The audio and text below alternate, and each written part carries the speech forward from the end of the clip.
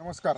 मी योगेश लहासे, रवी hybrid seed private limited या कंपनीतर्फे आपण आज वाशिम जिल्ह्यातील कारंजा तालुक्यातील भावना 285 या मिरचीच्या पीक संदर्भात पाहणी करण्यासाठी आलेलो आहे. तर आपण प्रत्यक्ष शेतकऱ्याकडून ही माहिती जाणून घेऊया. चला आपण शेतकऱ्याची ओळख करून घेऊ आणि त्यांचं मनोगत काय आहे भावना 285 रवी हायब्रिड सीड या मिरचीच्या वाणाबद्दल. नमस्कार भाऊ. नमस्कार. माझं नाव घनश्याम गजानन ढोकाळे. मी इंजुरी येथे राहतो.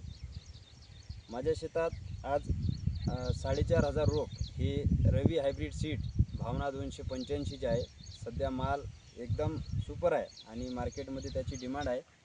मार्केटमध्ये याचा भावसुद्धा बाकी व्हेरायटीपेक्षा 10-15 रुपयांनी जास्त असतो.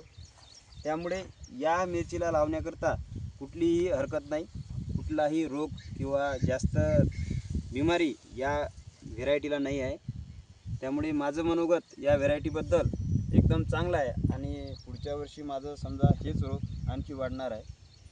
तर आजचे दिनांक आहे 14 ऑगस्ट 2026 आणि या दिवशी तुमचा आज तोडा होणार आहे. तर तुम्हाला काय अपेक्षा आहे मार्केटमध्ये?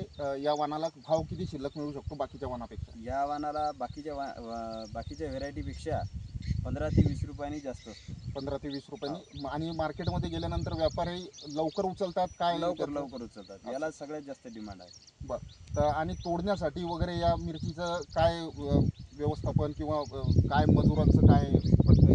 तोडण्यासाठी मजूर थोडेफार जास्त लागतात, परंतु माल हा बाकीच्या व्हेरायटीपेक्षा दुप्पट नाही निघतो.